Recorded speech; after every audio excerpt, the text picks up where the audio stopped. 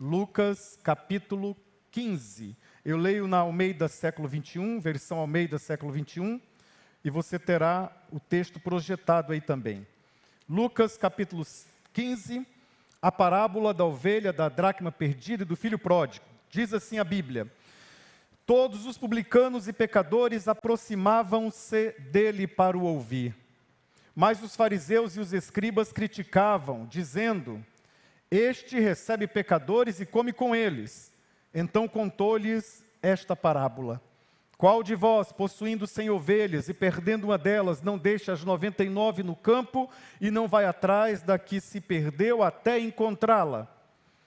E quando a encontra, coloca sobre os ombros, cheio de alegria, e chegando em casa, reúne os amigos e vizinhos e lhes diz: alegrai-vos comigo, pois encontrei a minha ovelha perdida. Digo-vos que no céu haverá mais alegria por um pecador que se arrepende, do que por 99 justos que não precisam de arrependimento. Ou qual é a mulher que, tendo 10 dracmas e percebendo uma delas, não acende a candeia e não varre a casa, procurando com cuidado até encontrá-la? E quando a encontra, reúne as amigas e vizinhas, dizendo: alegrai-vos comigo, porque achei a dracma que eu havia perdido. E eu vos digo que assim há alegria na presença dos anjos de Deus por um pecador que se arrepende. Disse mais: certo homem tinha 2 filhos. O mais moço disse ao pai: pai, dá-me a parte dos bens que me cabe por herança. E então o pai repartiu seus bens entre eles. Poucos dias depois, o filho mais moço, juntando todas as suas coisas, partiu para um país distante e lá desperdiçou seus bens vivendo de modo irresponsável. E depois de gastar tudo, houve naquele país uma grande fome e ele começou a passar necessidade. Então ele se colocou a serviço de um dos cidadãos do país e este o mandou para os seus campos para cuidar de porcos. E ele desejava encher o estômago com as alfarrobas que os porcos comiam, mas ninguém lhe dava nada. Ele, porém, caindo em si, disse: quantos empregados de meu pai têm fartura de comida e eu estou aqui passando fome? Eu vou me levantar, irei até o meu pai e lhe direi: pai, eu pequei contra o céu e contra ti. Eu não sou mais digno de ser chamado teu filho. Trata-me como um dos teus empregados. E levantando-se foi para o seu pai. Estando ele ainda longe, o seu pai o viu, encheu-se de compaixão e, correndo, lançou-se ao seu pescoço e o beijou. E o filho lhe disse: pai, pequei contra o céu e contra ti, não sou mais digno de ser chamado teu filho. Mas o pai disse aos servos: trazei depressa a melhor roupa, vestiu, ponde-lhe o anel no dedo e sandálias nos pés, trazei também o melhor bezerro, matai-o e comamos e alegremo-nos, porque este meu filho estava morto e reviveu, havia se perdido e foi achado, e começaram a se alegrar. O filho mais velho estava no campo e quando voltava, ao aproximar-se da casa, ouviu a música e as danças, e chamando um dos servos, perguntou-lhe que era aquilo. E este lhe respondeu: teu irmão voltou, e o teu pai matou o melhor bezerro, pois o recebeu são e salvo. Mas ele se indignou e não quis entrar. Então o pai saiu e insistiu com ele. Ele, porém, respondeu ao pai: há tantos anos eu te sirvo e nunca desobedeci a uma ordem tua. Mesmo assim, nunca me deste um cabrito para eu me alegrar com os meus amigos. Chegando, porém, este teu filho, que desperdiçou os teus bens com prostitutas, mataste para ele o melhor bezerro. Mas o pai lhe disse: filho, tu sempre estás comigo e tudo o que é meu é teu. Mas era justo festejarmos e nos alegrarmos, pois este teu irmão estava morto e reviveu, havia se perdido e foi achado. Até aqui a palavra do Senhor. Vamos orar mais uma vez. Pai Santo, abra o nosso entendimento para entendermos a riqueza da Tua palavra poderosa. Que fique no nosso coração a porção necessária para a nossa edificação nesta semana inteira. Em nome de Jesus nós oramos. Amém.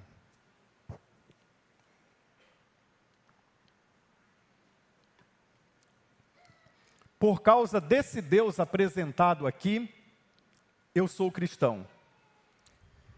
Exatamente por causa desse Deus. Dois escritores tiveram uma experiência parecida com o que essa frase enseja, a frase que é o título dessa reflexão. O C.S. Lewis e o Suzaku Endo. Ambos são escritores. O C.S. Lewis foi um ateu,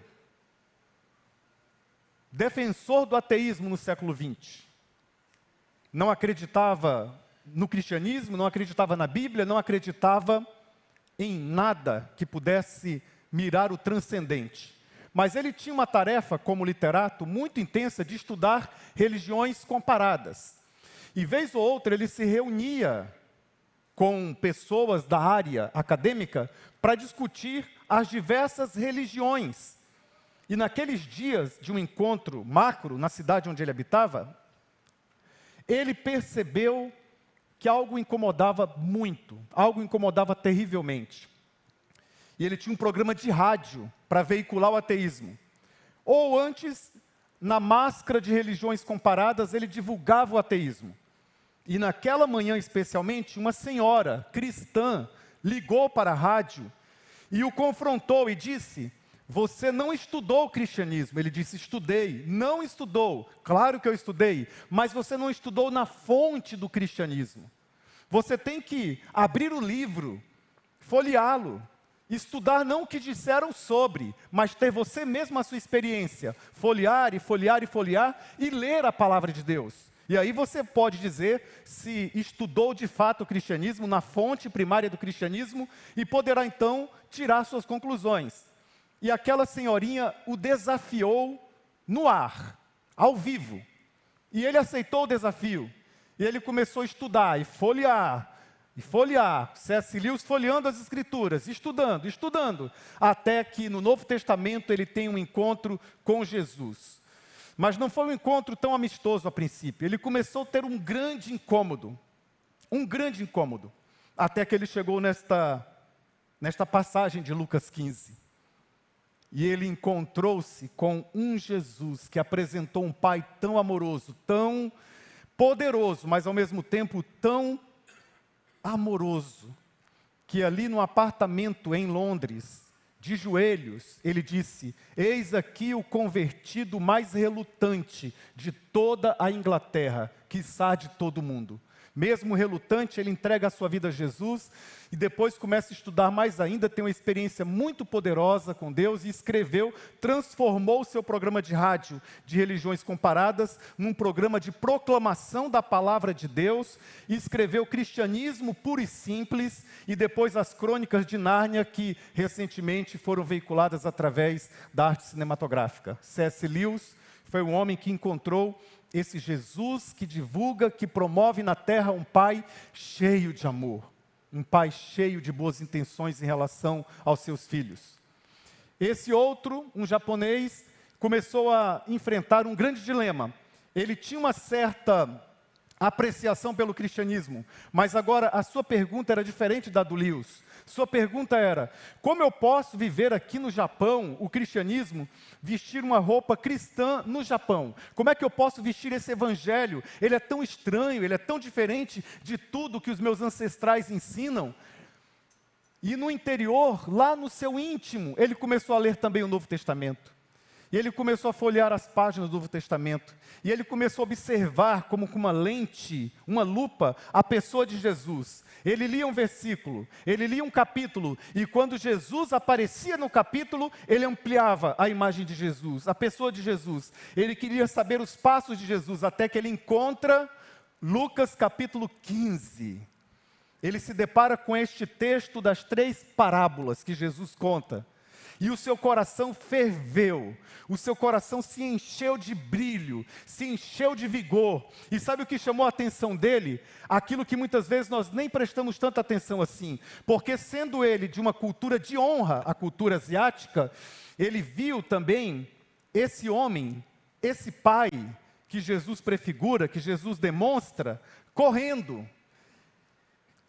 E na cultura dele, uma pessoa de uma certa posição social, correr era estranho demais, era vergonhoso. E a partir deste pequeno versículo cravado em Lucas capítulo 15, ele foi estudar as fontes e ele chegou à mesma conclusão, tanto no seu país, que era estranho e vergonhoso e não adequado alguém numa posição social correr, também lá na cultura bíblica do primeiro século, na cultura bíblica em que Jesus viveu, um homem, um pai, correr era estranho, era vergonhoso, era inadequado. E quando ele olha, e quando ele enxerga Jesus dizendo na sua parábola, e o pai correu até o seu filho, ele disse, quase que de imediato, eu creio nesse Deus, que é um pai que perde a compostura e não se preocupa com as etiquetas sociais, quando o assunto é um filho ferido, é um filho machucado. Por causa disso eu sou cristão também. Por causa desse Deus eu sou cristão. E assim as histórias vão se multiplicando. Você já ouviu dezenas, talvez centenas de mensagens em Lucas capítulo 15. Você já ouviu canções, eram 100 ovelhas juntas no aprisco. Mas esta passagem, contendo essas 3 parábolas, essa passagem é sempre atual. Ela sempre toca no seu coração e no meu coração. Porque ela revelou a esses 2 autores um Deus que se fez carne e habitou entre nós. E que se manifestou, e que veio, e que mostrou, e que veio salvar e buscar o perdido. E o capítulo nos mostra 4 características deste Deus, e eu quero passar por cada uma delas. Primeiro, é um Deus que atrai pecadores. O texto começa dizendo, todos os publicanos e pecadores aproximaram-se de Jesus para o ouvir. E o versículo 2, mas os fariseus e os escribas o criticavam, dizendo, este recebe pecadores e come com eles. 2 grupos, 2 duplas em cada grupo. De um lado, publicanos e pecadores. Do outro lado, escribas e fariseus. Do lado de cá, publicanos e pecadores se aproximavam de Jesus. Do lado de lá, se aproximavam também, mas para criticar a Jesus. Os publicanos eram os funcionários de Roma.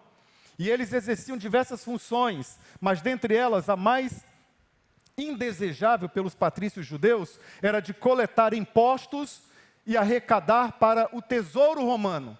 Eles eram malquistos, eles eram indesejados, eles eram maltratados e muitas vezes, nem sempre, eles cometiam corrupção. Alguns deles eram bem corruptos, tiravam mais do que necessário e passavam para o tesouro romano. Agora, você olha para Jesus pregando, ensinando, e os publicanos, aqueles que eram de má fama, tanto em Roma como em toda a região ali da Judéia, eles estavam pertinhos de Jesus. Eles se sentem atraídos por Jesus. A pessoa de Jesus diz, como que num abraço cósmico, dizendo para eles, eu conheço tudo o que vocês fizeram no verão passado, mas mesmo assim eu decidi amá-los. E eles se aproximavam. A figura de Jesus atraía esses publicanos. E os pecadores eram um selo que os judeus colocavam em toda espécie de pecado que era extravagante, que chamava atenção, mas principalmente a prostituição. E todo o entorno. Então esse grupo de publicanos e pecadores, que os judeus muitas vezes colocavam no mesmo balaio, colocavam no mesmo saco, perdão da expressão, mas no mesmo balaio era um grupo que se sentia atraído por Jesus. Jesus chegava e eles se sentiam como um imã poderoso, atraído pela presença, pelo olhar, pela fala. A Bíblia nos diz numa outra passagem que Jesus nunca precisou alterar a voz, Jesus nunca gritou nas praças, ele nunca amassou a cana quebrada, nunca apagou aquele tochão que fumega. Ele olhava para as pessoas com um olhar terno, com um olhar manso e divulgava, ensinava essa visão do Deus que atrai pecadores. Mas do outro lado, nós temos uma dupla também, os escribas e fariseus. Os escribas eram amanuenses, eram copistas, eles tinham que ler várias vezes os textos da Bíblia para copiar para os papiros, para os pergaminhos, e eles tinham também uma função de ensinar a Bíblia. Eles eram conhecedores, eles eram doutores, professores de escola bíblica, mas eles não se sentiam atraídos por Jesus.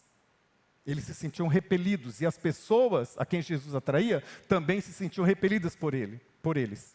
E os fariseus formavam o maior partido político-religioso da época, juntamente com os saduceus.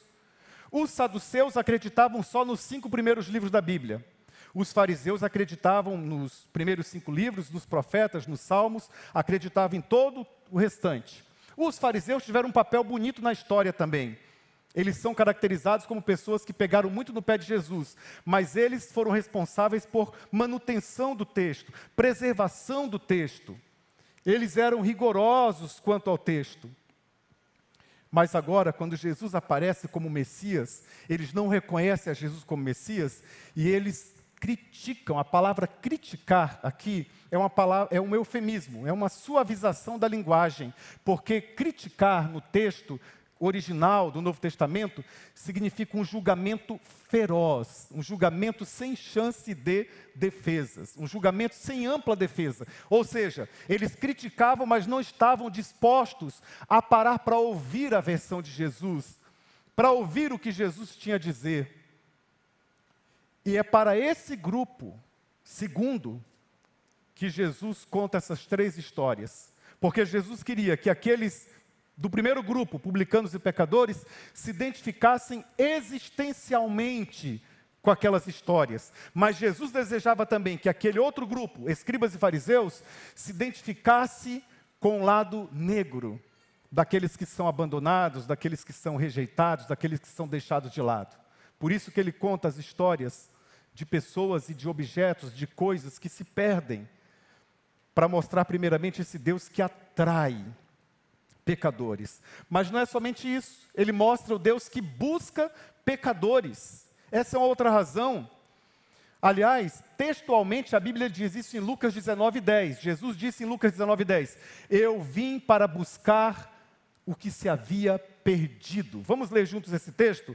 Porque o Filho do Homem veio buscar e salvar o que se havia perdido. Mais forte, porque o Filho do Homem veio buscar e salvar o que se havia perdido. Olha o que diz, agora voltando a Lucas capítulo 15, no versículo 2, a parte final, os fariseus dizendo, junto com os escribas, este Jesus recebe pecadores e come com eles.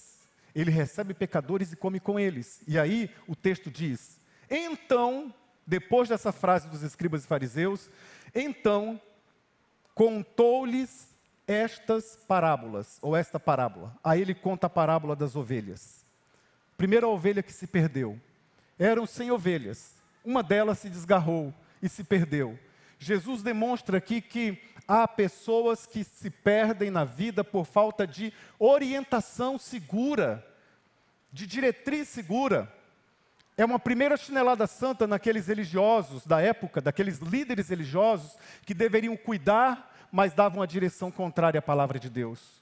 Que deveriam abraçar, mas de acordo com o profeta Isaías, 750 anos antes, eles colocavam fardos pesados, regras e mais regras, regras e mais regras. E Jesus denuncia também isso numa outra passagem, que nem com o dedo mínimo eles gostariam de ajudá-los. Nem com o dedo mínimo eles gostariam de dar uma mão, de dar uma força. Ovelhas perdidas, ou a ovelha perdida aqui, prefigura todos aqueles que em toda a história de expansão, de divulgação, de proclamação do cristianismo, desde aquele momento em que Jesus estava como Deus encarnado entre eles, todos aqueles que se perderam na vida por falta de direção, ou da direção de um pai, ou da direção de uma mãe, ou da direção de avós, ou da direção de professores, pessoas que foram machucadas, que foram assustadas e fugiram, e saíram, e foram para bem distante. Há muitas pessoas assim também, talvez nesta plateia que eu me dirijo agora, há pessoas que têm esse histórico, que não tiveram uma família ordeira, que não tiveram uma família equilibrada, funcional, mas que experimentaram dor, amargura, problemas, dificuldades, e essas dimensões todas foram crescendo e se avolumando de tal modo que tal pessoa percebeu que o aprisco, símbolo de segurança, tinha se transformado na verdade num símbolo de terror, e essas pessoas fogem. É a primeira parábola que Jesus conta. Por isso ele utiliza a figura de um animalzinho indefeso, que é a ovelha. que precisa de um pastor para dar direção clara. E esse texto, lembre-se, Jesus estava dizendo esta parábola primeiramente para os fariseus e escribas. Depois isso vai tornar mais claro ainda. Há uma promessa que o Senhor faz em Ezequiel, o profeta, dizendo que eu mesmo, diz o Senhor, eu mesmo irei atrás, uma a uma, das ovelhas perdidas da casa de Israel. A religião que deve acolher, muitas vezes, é um instrumento na mão de homens perversos para repelir, para afastar. E algumas vezes esses homens não estão mal intencionados, como nós acreditamos que muitos daqueles escribas não estavam mal intencionados. Mas há uma questão muito séria, há uma luzinha amarela de alerta que deve acender no nosso coração, quando nós decoramos diversos versículos da Bíblia, mas esquecemos o caminho que chega no coração do nosso irmão. Quando nós memorizamos muitos textos da palavra de Deus, e a nossa mente e o nosso coração estão cheios de Bíblia, mas vazios de vida real, de contato real com as pessoas. Mas Jesus mostra esse pastor que vai e que deixa as 99 seguras no aprisco, mas que vai até essa ovelha, única ovelha, e a resgata e cura suas dores e cura suas feridas. Sabe, essas feridas causadas por quem deveria dar direção, elas só podem ser curadas por aquele que é o caminho. E Jesus disse: eu sou o caminho, a verdade e a vida. Aquele que é o caminho está presente aqui, através das palavras pálidas de um pregador. As minhas palavras são frágeis, as minhas palavras são superficiais, mas a presença dele é real. E se você é uma ovelha que se perdeu, ele está no seu encalço para te abraçar, colocar em seus ombros e cuidar das suas feridas. Bendito seja o nome do Senhor. Mas ele fala da segunda perdição. Ele conta a segunda parábola, e agora envolve uma mulher. Ele diz no verso 8, ou qual é a mulher que tendo 10 dracmas e perdendo uma delas, não acende a candeia e não varre a casa procurando com cuidado até encontrá-la? E quando a encontra, reúne as amigas e vizinhos e dá uma festa. A dracma, você precisa entender, é uma moeda, é uma medida, é uma moeda da época bíblica. A dracma era usada como aliança de casamento que nós temos. Essa daqui, só que era uma dracma, era uma moeda que era colocada numa espécie de diadema. Quando a noiva contraía núpcias, quando a noiva era tomada nesta condição, ela ganhava uma diadema com 10 dracmas. Com 10 dracmas. E o texto nos mostra sobre uma dessas noivas que perdeu uma das dracmas, mas ela tinha 9 dracmas, mas era o suficiente. Perder uma das dracmas era vergonhoso. Perder uma das dracmas significa, se você não consegue cuidar de uma moedinha, como é que você vai cuidar de algo tão poderoso e tão maior do que o casamento? Aquilo era um símbolo. A nossa sociedade esvazia os símbolos, mas para aquela sociedade, os símbolos eram verdadeiros, eram verdadeiras figuras, como nos diz Pedro na sua primeira carta. E nos mostra uma mulher que estava pronta para casar, mas que perdeu a aliança de casamento. E perder a aliança de casamento era para a cultura algo muito complicado e muito difícil. E para nós também. Eu, na minha lua de mel, estava lá em Iguabinha, próximo a Araruama, na região dos lagos. Eu era um menino, eu casei com 20 anos de idade. Minha esposa também, nós temos a mesma idade. E eu estava lá, feliz da vida. Eu dava um mergulho, olhava para a minha aliança. Dava outro mergulho, olhava para a minha aliança. Dava outro mergulho, olhava para a minha aliança. Dei um 5º mergulho, olhei, a aliança não estava mais lá. Que tristeza. E a minha esposa lá na praia, e eu aqui já no mar, e ela dava um tchauzinho para mim, soltava um beijo, e eu escondendo a mão. Eu não tinha dinheiro para comprar uma aliança nova, o que eu vou fazer? Como é que eu vou reagir? Que dor no coração. Que dor no coração. Bendito o camelô que apareceu naquela cidadezinha, que eu comprei uma aliança que não era de ouro, mas eu pude olhar de novo para ela. Era um símbolo, até que eu pudesse comprar uma nova aliança. Agora imagine uma mulher naquela época, primeiro século, perdeu. Mas o que Jesus chama a atenção aqui é um contexto familiar. Assim como a ovelha se perdeu por falta de direção, essa perdeu-se por falta de exemplo. Porque o contexto aqui é um casamento. Provavelmente Jesus estava esticando a parábola para mostrar para eles assim: o que adianta vocês serem cheios de Bíblia se a casa está aos pedaços e tem pessoas se perdendo dentro de casa? O texto nos conta agora, a partir do verso 8, de uma pessoa, não é um objeto, mas uma pessoa que se perdeu dentro de casa por ter sido tratada como objeto. Há um processo de objetificação aqui nesse texto. Era uma aliança que representa a aliança do nosso Deus, a aliança do casamento, a aliança do matrimônio, mas agora está faltando algo. Jesus ministra essa parábola para dizer àqueles que dentro de casa, num ambiente aparentemente seguro, olham para dentro de si e percebem, está faltando algo, e que foram jogados. E eu tenho que dizer, olhando para essa expressão, que eu sou cristão por causa de um Deus que me enxerga, mesmo quando eu estou no chão, coberto pela poeira da vida. Ninguém olha. Essa mulher varrendo, ela mexe comigo profundamente, intensamente. Ela mexe comigo intensamente. Porque ela representa um Deus com a face maternal que vai em busca de você, ainda que você esteja sobre os escombros, ainda que você esteja sob a poeira da vida, ainda que você esteja nos cantos. As casas em Israel, elas tinham um pé direito de 5 a 6 metros e uma janelinha pequenininha lá. Apenas uma janela. Então ela era escura. Mas a Bíblia diz que ela entra, acende uma candeia, uma lamparina, e ela sai varrendo, varrendo e procurando, varrendo e procurando, varrendo e procurando. Significa que o Jesus mostra esse Deus que vai limpando e limpando, e você não está nem percebendo que a obra que Ele começou, para que você hoje tivesse a audição dessa palavra e ela fizesse algum sentido para você, ainda que fosse um pequeno, é porque esse Deus, que é o Pai amoroso, já está varrendo esse caminho de acesso a Ele há muito tempo. Quando você pensou em Deus pela primeira vez, Ele já tinha varrido um montão de entulhos e retirado do meio da sua vida. Não vai ficar nada entre você e Deus, e você vai ser achado e vai ser encontrado. Bendito seja o nome do Senhor. Esse Deus, por causa dele eu sou cristão, que Ele é um Deus que busca. E Ele busca como uma mulher, como uma mãe que diz, sabe de uma coisa?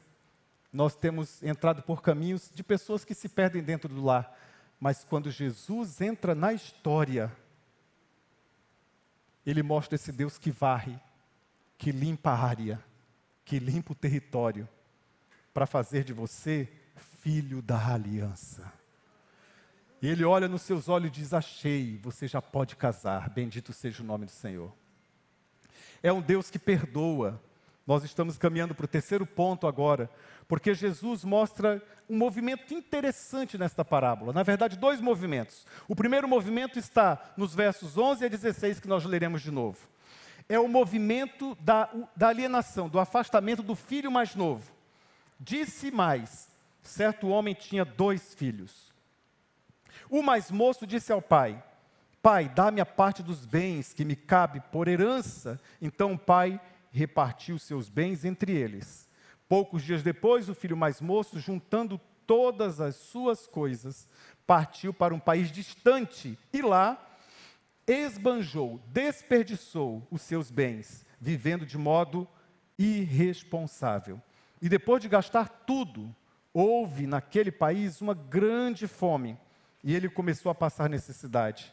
Então colocou a serviço dos cidadãos do país, e este mandou para os seus campos para cuidar de porcos. Ele desejava encher o estômago com as alfarrobas que os porcos comiam, mas ninguém lhe dava nada. Olha o primeiro movimento, é o filho que sai de casa. Agora ele não se perdeu por causa de direção, ele tinha um pai que dava direção clara em casa.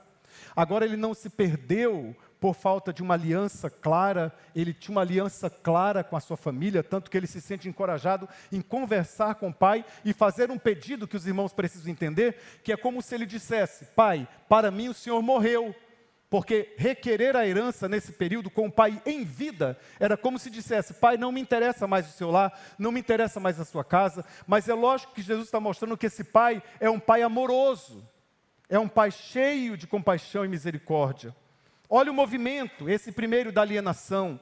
Ele sai, desperdiça os seus bens, ele vive de modo irresponsável, ele quebrou, ele faliu, ele começou a passar necessidade e ele desejou alimentar de comidas de porcos, o que para os judeus era algo terrível. Os porcos para os judeus eram animais impuros e agora ele está ali cuidando dos porcos. Ele estava solitário, isolado, e naquele momento, um segundo movimento começa a surgir de dentro para fora. O primeiro movimento é sempre assim, se parece muito com a nossa vida, é de fora para dentro. É o mundo chamando a nossa atenção. O que é mundo? O que a Bíblia chama de mundo? Mundo, primeiramente, é o cosmos, é a região que nós habitamos, mas a Bíblia não fala sobre esse mundo. Para ela, esse mundo é o mundo de Deus. Mas o outro sentido, mundo, é aquilo que enche os nossos olhos, mas esvazia o nosso coração. A definição teológica de mundo é aquilo que enche os nossos olhos, mas esvazia o nosso coração. E aquele moço houve esse apelo externo, os seus olhos se encheram com possibilidades. Eu tenho tudo na casa do meu pai, ele vai dizer depois, arrependido. Mas antes, essa perspectiva estava diante dele. Eu tenho tudo, mas eu quero liberdade. Eu quero curtir a vida doidado. Eu quero experimentar tudo que esse mundo pode dar. Eu quero beber, eu quero farrear. Eu quero ter muitos homens ou muitas mulheres. Eu quero experimentar toda a essência deste mundo caído, deste mundo mau. Isso tudo está presente nessa fala de Jesus. Tenho certeza disso, o texto nos dá essa dinâmica. Mas agora começa o movimento de dentro para fora. No interior, na sua falência, no seu vazio existencial, na sua dor mais aguda, mais profunda.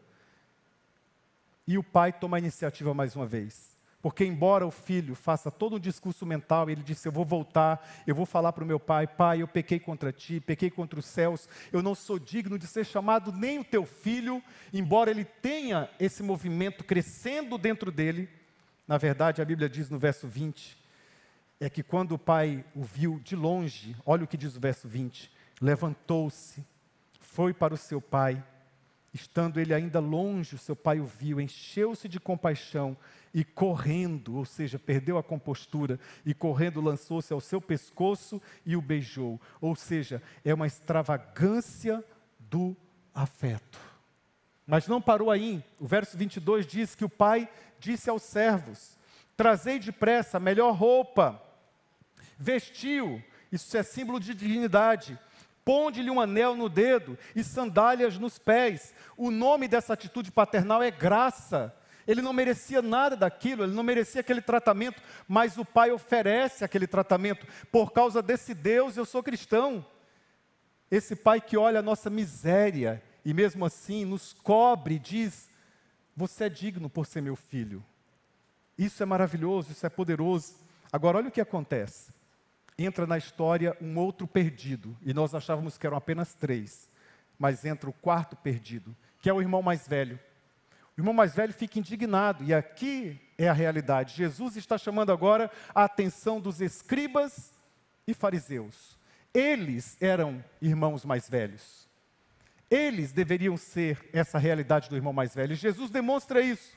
O irmão mais velho olha para aquela atitude do pai, ele sente vergonha alheia, ele fica de fora da festa, ele não quer ter contato.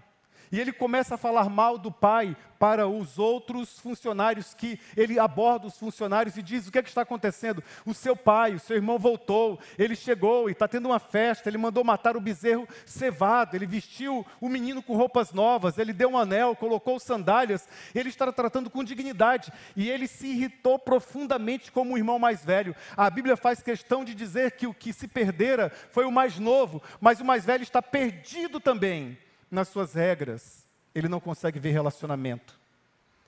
No seu empenho de dizer para o pai: eu sempre obedeci tudo, eu segui à risca toda a lei. E como é que eu fui tratado? Nem um cabrito o Senhor me deu.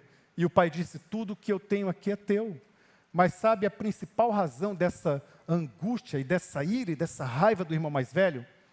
Porque a chave de interpretação está no início do capítulo. É que quando o mais moço pede, quando ele olha e ele pede a herança, o texto diz logo no início do capítulo que o pai repartiu a herança com os dois. Ele não deu a herança só para o mais novo, ele deu para os dois. O pai estava numa espécie de usufruto da sua propriedade, da sua fazenda, mas o filho mais velho, de fato, já tinha recebido. Agora, preste atenção que isso aqui é muito, muito importante na história. Quando retorna o filho mais moço, aquela roupa bonita que o mais moço usou, quem estava pagando? Era de qual a herança agora? O mais velho. Aquele anel, quem estava financiando? O mais velho. O bezerro cevado não fazia mais parte da herança do mais moço, ele gastara tudo, então quem estava bancando? O mais velho. Estava saindo dele, então ele olha para o pai, é como se ele dissesse, isso é injusto, mas esse é o sentimento que muitos de nós cristãos temos também, quando a igreja começa a crescer e alcançar os inalcançáveis, e alcançar aqueles que vêm sujos, que vêm com suas mágoas, que são como ovelhas, ou que são como objetos, ou que vem como um filho que gastou tudo, e nós nos perguntamos, mas por que dar atenção? Por que essa maneira de tratar? Por que a igreja está agindo dessa maneira? É o irmão mais velho. Jesus estava dizendo, fariseus e escribas, vocês são irmãos, vocês têm um pai amoroso, mas vocês não se alegram. E é muito rico, é muito poderoso, que na carta aos Hebreus, capítulo 2, verso 11, Jesus se apresenta como o irmão mais velho. Então Jesus estava dizendo para eles, eu sou o verdadeiro irmão mais velho, porque eu não dei parte, eu dei tudo, eu entreguei toda a minha vida. Olha o que nos diz Hebreus 2, versículo 11. Pois todos vêm de um só, tanto o que santifica como os que são santificados. Por essa razão, ele não se envergonha de chamá-los de irmãos. Vamos ler só a parte B do versículo, que é por essa razão, vamos juntos? Por essa razão, ele não se envergonha de chamá-los de irmãos. Mais uma vez, por essa razão, ele não se envergonha de chamá-los de irmãos. Jesus é o nosso verdadeiro irmão mais velho da parábola de Lucas capítulo 15. Ele está dizendo, eu entreguei minha própria vida para revelar esse Deus que perdoa. Irmãos, Deus nos perdoa. Nós não fizemos nada para sermos perdoados por Deus. Mas ele finalmente, essa é a última parte, é também um Deus que se alegra. Porque olha um refrão que aparece aí em todo o capítulo. A ovelha se perde, é encontrada, há uma festa. O pastor convida lá os vizinhos e dá uma festa.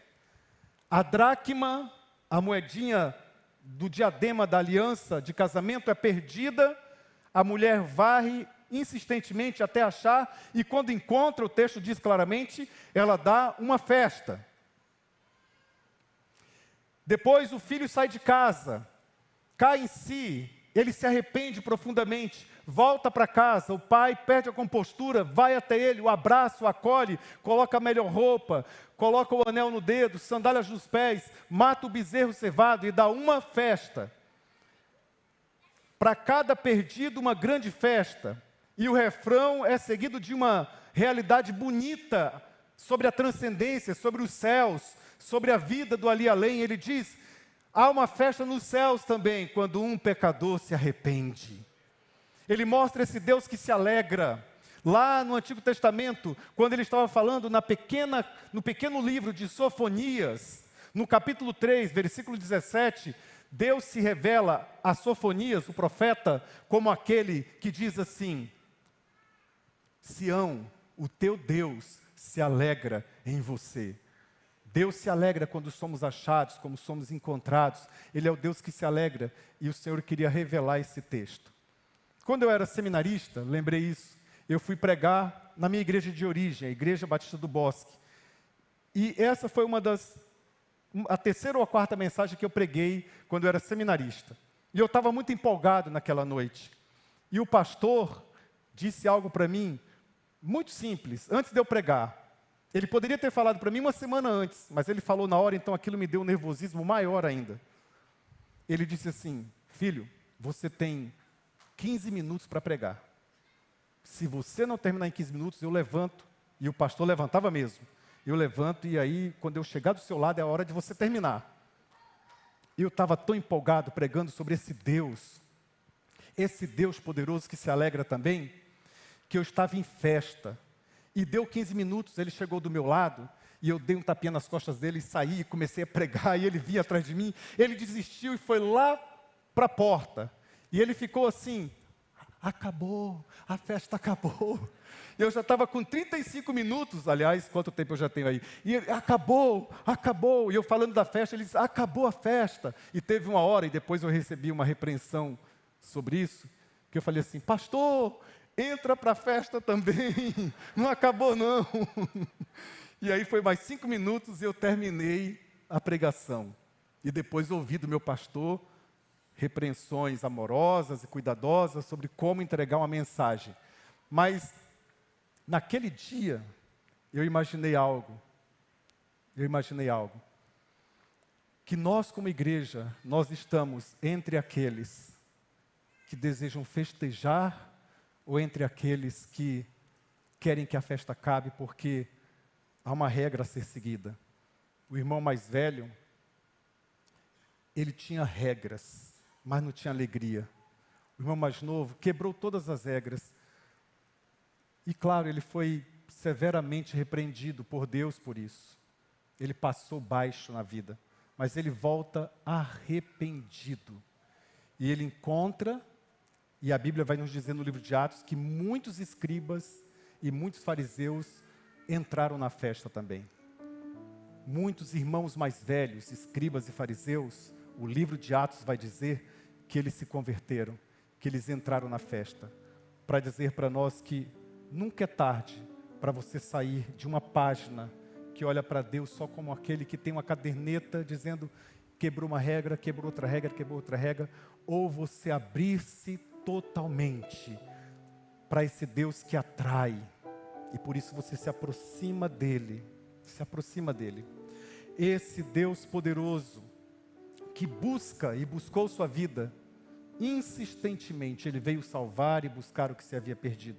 Esse Deus que perdoa, e esse Deus que se alegra quando você volta, quando você retorna.